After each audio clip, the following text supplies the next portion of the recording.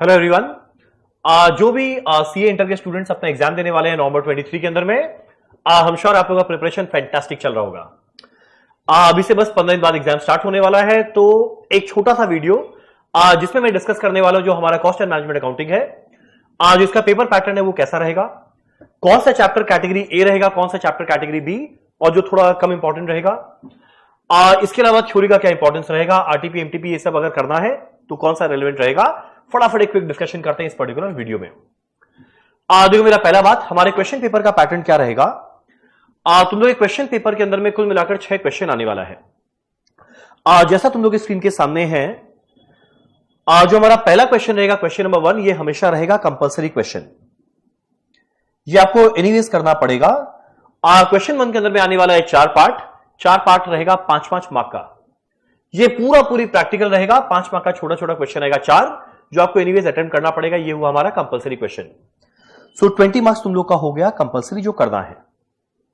अब इसके बाद जो क्वेश्चन नंबर 2 से 6 है, जो रिमेनिंग 5 क्वेश्चन है, इसमें एग्जाम में बोलेगा एनी 4 अटेम्प्ट करो आउट ऑफ 5। तो क्वेश्चन 2, 3, 4, 5, 6 ये 5 में से कोई 4 क्वेश्चन तुम लोग को अटेम्प्ट करना है।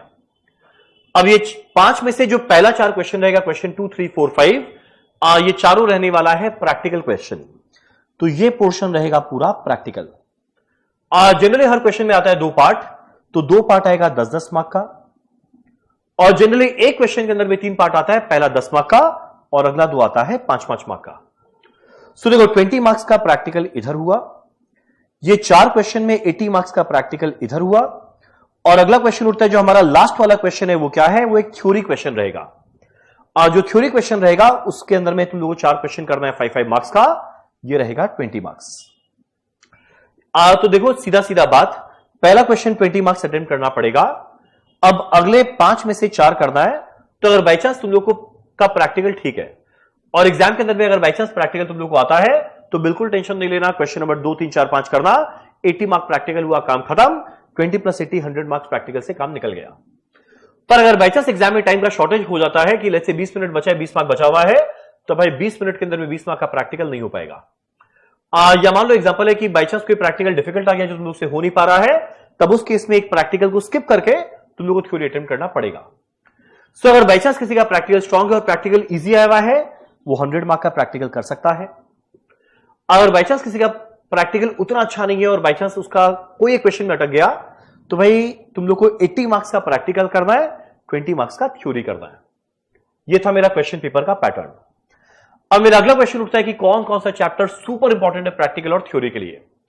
तो देखो, कौन सा चैप्टर सुपर इंपॉर्टेंट है प्रैक्टिकल और थ्योरी के लिए, ये एक बहुत ही अच्छा एनालिसिस है जो देख के तुम लोगों को समझ में आएगा। जब तुम लोग का न्यू सिलेबस आया था, अब न्यू तो नहीं बोलना चाहिए, न्यू आ गया May 24 के लिए, पर जब जो नवंबर 23 जो आखिरी टर्म है एग्जिस्टिंग सिलेबस का, उसका जब न्यू आया था, उससे लेके अभी तक देखो चैप्टर वाइज ब्रेकअप दिया हुआ है, वेटेज दिया हुआ है कि हर टर्म में कौन से चैप्टर से क्वेश्चन पूछा गया।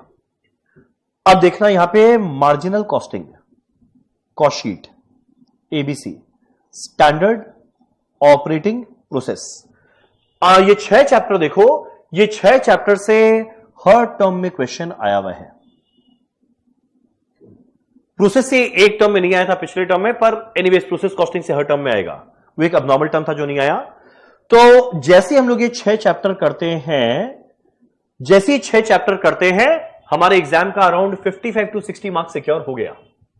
तो अब जब तुम लोग अपना रिवीजन स्टार्ट करो, आइदर अभी नेक्स्ट 15 डेज में अगर कॉस्ट को रिवाइज करने का प्लान है, या एग्जाम के जब 1.5 डेज पहले जो एनीवेज स्ट्रेटेजी उस टाइम डिस्कस करेगा, तो मेरा जो पहला प्रायोरिटी है वो कौन सा रहेगा, कैटेगरी ए। मेरा कैटेगरी ए के अंदर में मार्जिनल कॉस्टिंग जो एक फैंटास्टिक चैप्टर है, कॉस्ट शीट जो बड़ा इजी चैप्टर है, एबीसी जो बड़ा इजी चैप्टर है, ऑपरेटिंग जो बड़ा इजी है, प्रोसेस कॉस्टिंग जो बड़ा 3 स्टेटमेंट बनाओ अपने आप काम चलता रहेगा, तो ये सब बड़ा इजी है। मार्जिनल स्टैंडर्ड थोड़ा दिमाग वाला चैप्टर है। सो जैसे ही 6 चैप्टर करते हैं, हमारा एग्जाम में 60 मार्क्स के लायक काम हो गया। अब अगला आता है कैटेगरी बी, जिसमें मटेरियल, लेबर, ओवरहेड आता है।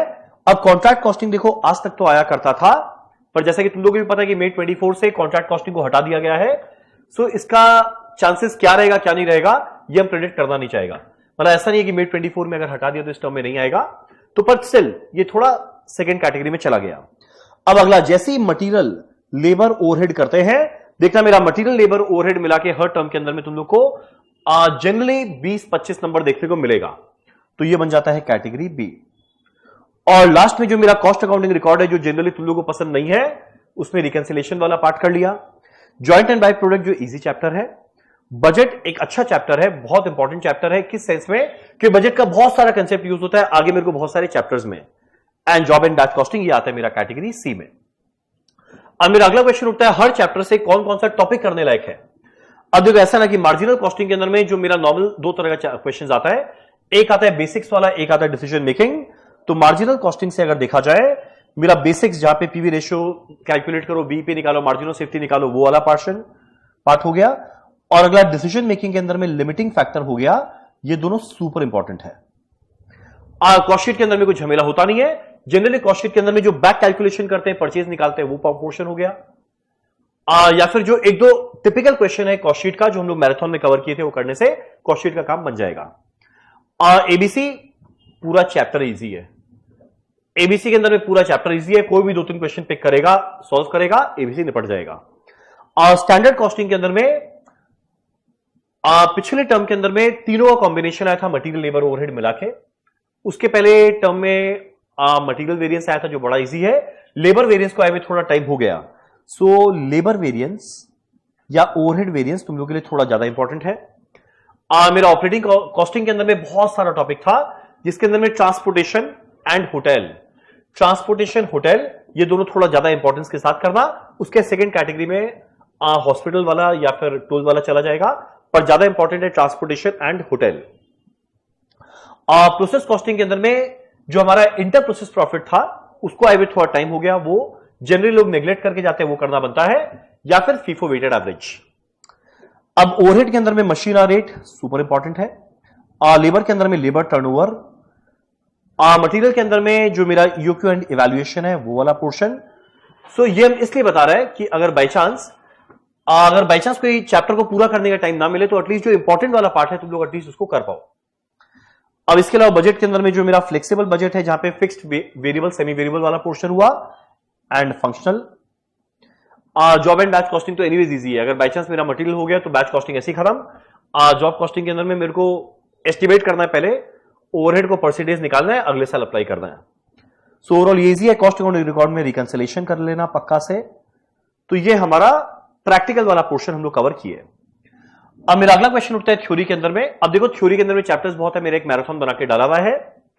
पर स्टिल अगर बाई चांस टाइम ना रहे तो 3 चैप्टर तुम लोगों को थ्योरी में पक्का करके जाना है। वो रहेगा basic concept, material and budget. ये तीनों चैप्टर थ्योरी के लिए सुपर इंपॉर्टेंट है। सो जो मेरा कॉस्ट का थ्योरी का मैराथन बना के डाला हुआ है, वो इस वीडियो के डिस्क्रिप्शन में तुम लोगों को मिल जाएगा। उसके अंदर में मेरे को क्या करना है, मेरा बोलते हैं ना टाइमलाइन बनाया हुआ है, तो तुम लोग एटलीस्ट ये 3 चैप्टर का जो थ्योरी है पहले जरूर करना। उसके बाद अगर टाइम मिलता है तो तुम लोग को फिर आगे कैटेगरी बी या कैटेगरी सी के थ्योरी में जाना। पर जैसे ही पहला 3 चैप्टर करता है, तो एटलीस्ट जो 20 मार्क का थ्योरी है, तुम लोग को देखो जनरली 15, 10, 15 मार्क तुम लोग आराम से अटेम्प्ट कर पाएगा। सो ये था हमारा क्वेश्चन पेपर का pattern, chapter wise weightage, theory portion.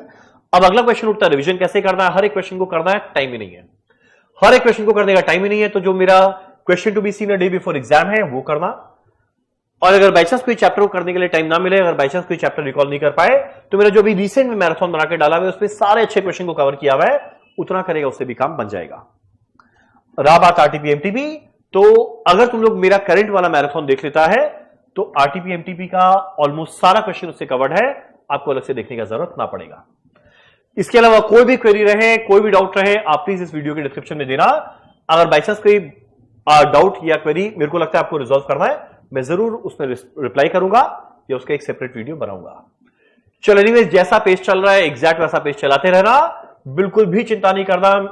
हमारे सीए का जो एग्जिस्टिंग सिलेबस का आखिरी टर्म है, फैंटास्टिक एग्जाम होने वाला है, फैंटास्टिक रिजल्ट आएगा। अपना बेस्ट एफर्ट देना और जो मोटिवेशन है उसको बरकरार रखना। चलो, thank you so much, all the best.